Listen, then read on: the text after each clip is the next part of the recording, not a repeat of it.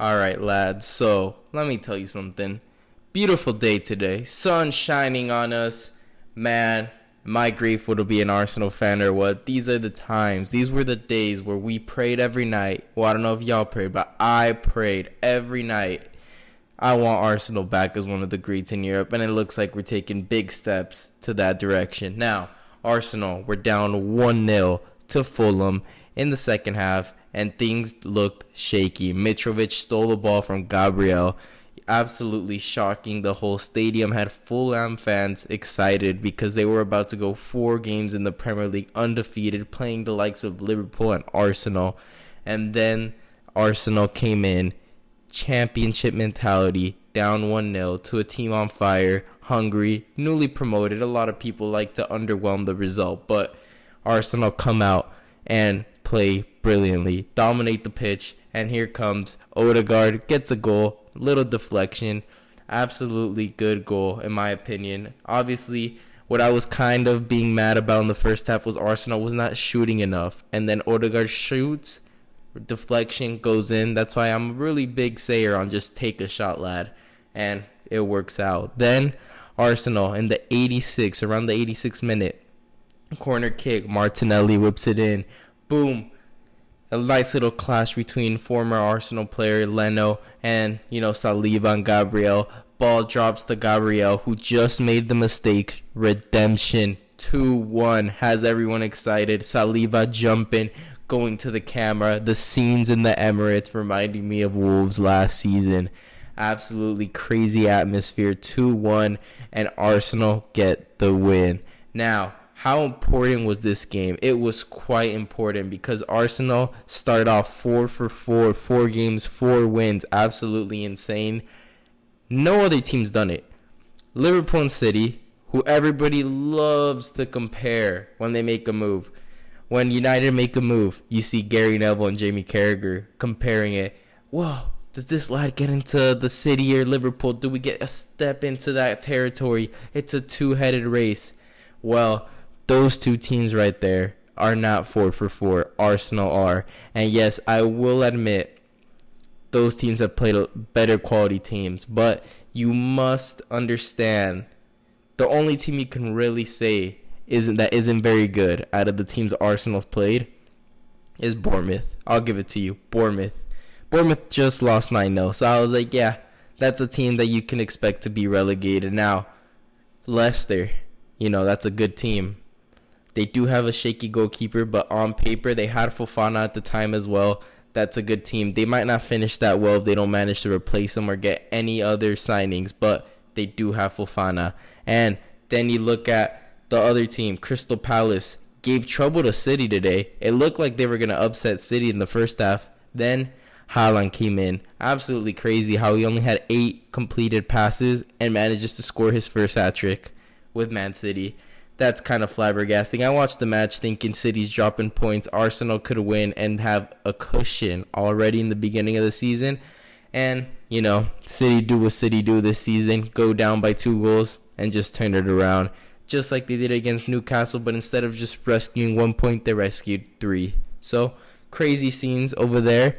Now, Crystal Palace, Arsenal did beat 2-0. Little convincing. And then they beat, of course, Fulham, who was undefeated prior to this, and you see the Bean Sport, commentator saying, how can you be so excited about this? What do you want us to do? Do you want us to be like, damn, we beat a team that drew to Liverpool 2-2. Wow. We only beat them 2-1? Disappointing. Arteta out now. Is that what he wanted? That type of reaction from the Arsenal fans? That was absolutely, I was flabbergasted. Let's say that. Flabbergasted. Because there was no way you could say that. Now, something I want to talk about, touch on a little bit. Bukayo Saka. He's had a rough start to the season. I think we could all agree. We know he can do better. He hasn't been terrible. He's still creating. He's still doing well. But he hasn't been the Bukayo Saka that we saw towards the end of the season and the middle of the season last season. And that was one of the best players in the Premier League. That's why he was on the England squad. I don't care what anybody says.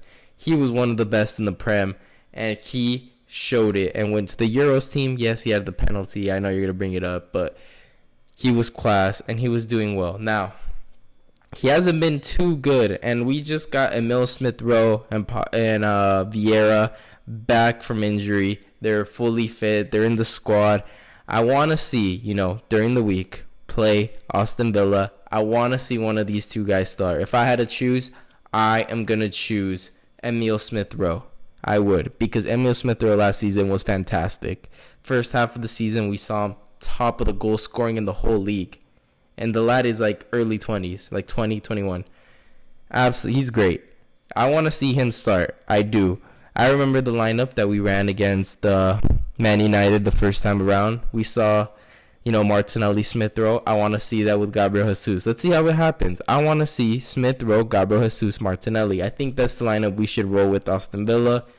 Now, why Saka on the bench? Well, like I said, he struggled. So, I want to see that. Now, Thomas Partey going down is actually pretty big. Bigger than many might expect or think about. So, what do I think about that?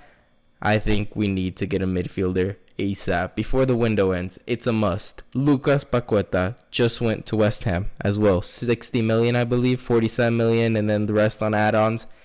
That was a guy that I said perfect to, be a partner with Partey. And a local rival just took him, West Ham. Wow. Now, that's pretty insane, and I think I didn't expect it from West Ham. They just, bought a striker, and now they got a decent team. And my predictions, I had them finishing, I believe, 7th or ninth, one of those two. I know 8th was Newcastle. So, honestly, at this point, West Ham could go even higher. But we'll see how that goes. Now, I think we should definitely, call up Leicester, Tielemans, Milinkovic-Savic, Lazio. Just had his team Lazio. I haven't been watching, so I don't know if he's been playing, but I saw them beat who did they beat today? They beat a big team. I'm not sure, but I really want to see one of those two players, come into the side or some sort of midfielder. They surprised us with the Vieira signing. That was the first signing. No idea who he was. Had to look into him. He ended up being a nice little player. We'll see how he's utilized, once Europa League games come, because I think that's when we'll be seeing the likes of him play a lot more. And injuries will play in an account. And I'm really disappointed that we already see injuries so soon into the season. Now we see Zinchenko go down. Perfect opportunity for Kieran Tierney. And that's why we bought Zinchenko. Because we know those two, at least one is going to be healthy. And that's all we need. Now, Thomas Partey going down. I think he's probably the most important player on this team at the moment. Yeah, I know. Oh my God, there's all these other players. Gabriel Jesus, I think he's probably the second most important. But Thomas Partey, because what kind of replacement do we have for him? We have Lokonga and Mohamed El-Neni, which I believe we can do better in depth. I really do believe. I think Granit Xhaka should be our third option center mid, even though he's had a fantastic start to the season. I'm not the biggest Xhaka guy, but we definitely need to improve the midfield. Thomas Partey is proving yet again that he can't stay healthy for the full season. I'm not sure how the injury statuses are. I just know they were out. Haven't looked into it. Now, I really want to see us go out there and buy a midfielder. I know we always hear these links right now for a winger, Pina and Neto. I would love a midfielder, please. If we get a midfielder, I'm telling you, top 4 is guaranteed and more. And more. Not just top 4, more. Could we win the Europa League? Maybe. Could we even compete for the Premier League? I don't mean win. I mean compete.